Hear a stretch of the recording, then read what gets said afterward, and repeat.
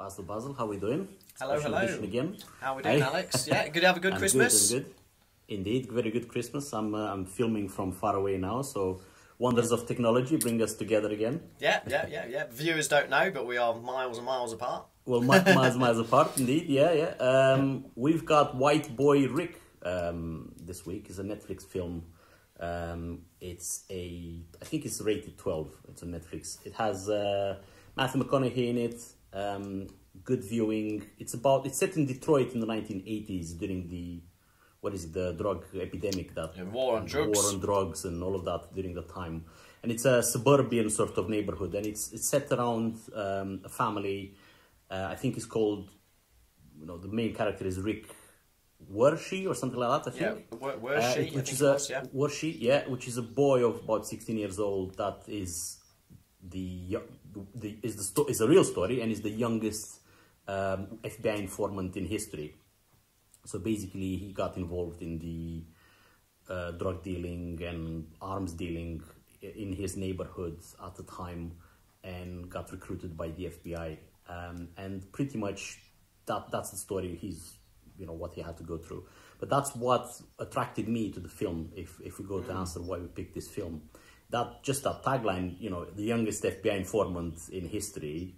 I think he was 16. It's 14. It's 14. And 14, I think that's what made the story famous, is obviously because he was 14 and because it was at that time period where, Reagan was going hard on people dealing drugs and stuff. And it was bad, and it has Matthew McConaughey in it, which is always welcome. So that's one of the reasons that we wanted to see it. And it's what did you thought of it?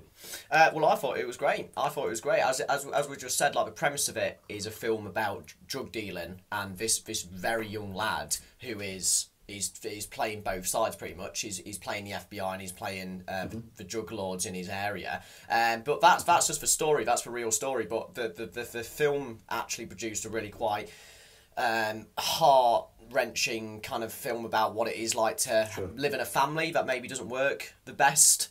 So, for instance, Matthew McConaughey's daughter in the film, she gets addicted to crack cocaine in the film, and his son is dealing it and not really showing any signs of remorse as well. And I think McConaughey knows that, and he's trying to work out, not very well, how to get out of this situation, because he's probably the most tragic character in the film, is the dad, Matthew McConaughey. Absolutely. It just reeks of someone who's desperate for a solution, but it can't fathom it, just can't really work it out. His wife has left him, and then it's like his family is peeled off member by member. Because the wife left him, then the daughter goes in the first 5 minutes.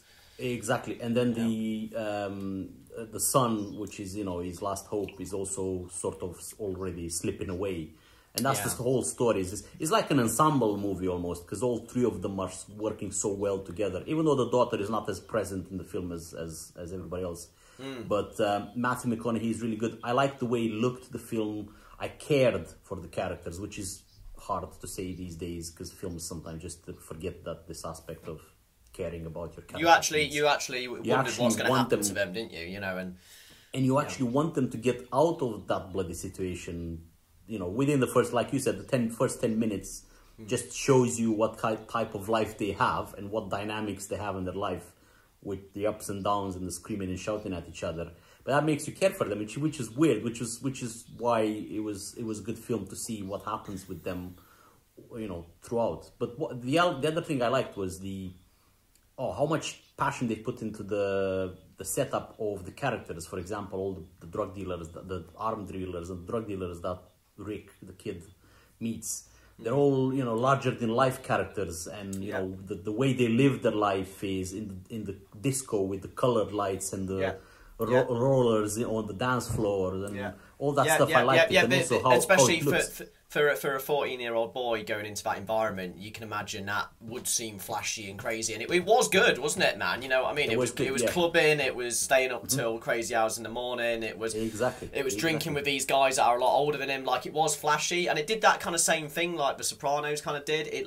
made you sympathise with Rick himself, this boy, even though he was getting embroiled in these crazy drug deals and stuff, and even the drug dealers themselves in the ghetto neighbourhood. Like, you kind of like like you kind of thought they were looking after Rick in a certain way, and they were friends with him. But the monsters, man, you know what I mean? But that didn't make that wasn't apparent straight away until future events in the film, which I won't spoil. Yeah, we won't spoil it because that's the. So the question is, would you watch it again? Yeah, I think I would watch it again. Actually, yeah. Sure. It was a long film. It was a long film. I think it was a runtime about 2.5 hours or 2 hours 20 minutes. 2 hours, yeah, something like that. Yeah. Not that that's because you're staying really close with this family throughout the film.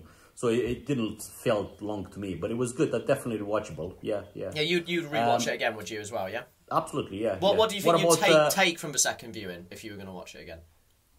Well, to be honest, I would look at the decisions and what they did, what they had to do, and what, without spoiling it yet, they had to do, and where, how much life constrains you, and gets you in a situation when you're like, there's nothing else I can do. I think me and you we're both saying that. It's like you can't judge the characters, even though they're real people in real life, but you can't judge the characters too much for their actions, because given that situation, you'd probably do the same things, What about your, spoiler alert, the question that is coming up is, what scene did you enjoy the most? What scene do you think sums up the film best? So this is a spoiler-heavy question for anybody who's watching. Stop and come back after you've seen it. Which one was yours, Baz? Very easy for me, this one. Towards the last 10 minutes of the film, unfortunately Rick has been imprisoned, which had made the headlines as well, youngest boy in prison for mass charges. He's looking at life sentence in prison. McConaughey visits him, his dad visits him in the prison, I think for the first time since he's been in prison.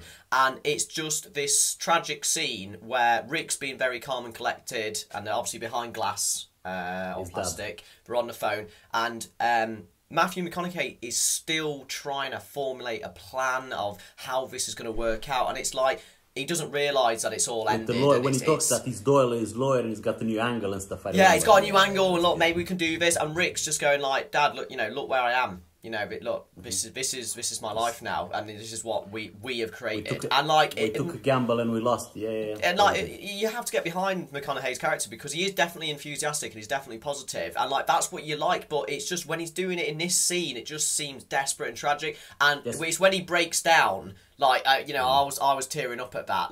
That is when he starts crying, because even that character admits is in that situation. He realises his situation, and I love that, man. I thought that's fantastic. Yeah.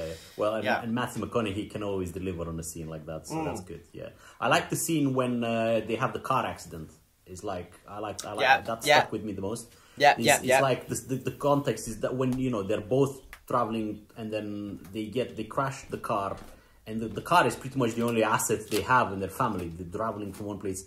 And then they realize that the kid tells his dad, says, look at us. What are we going to do? That was a moment, wasn't it? There's nothing else. And I was like, bloody hell, this is life just hit. And they that was a pinnacle moment. What they're going to do. Yeah, and the dad just has nothing to say. And he looks at him, realizing that he has to turn into crime in order to survive. That was just heartbreaking, but it's not even to survive. It's just like to actually live life a better quality of life. That's what it was, wasn't it? Bang on. Yeah. So White Boy Rick is on Netflix. Very good film, and thanks a lot, Basil, for your intervention. And thank you, Alex. Have a good one. Take care, man.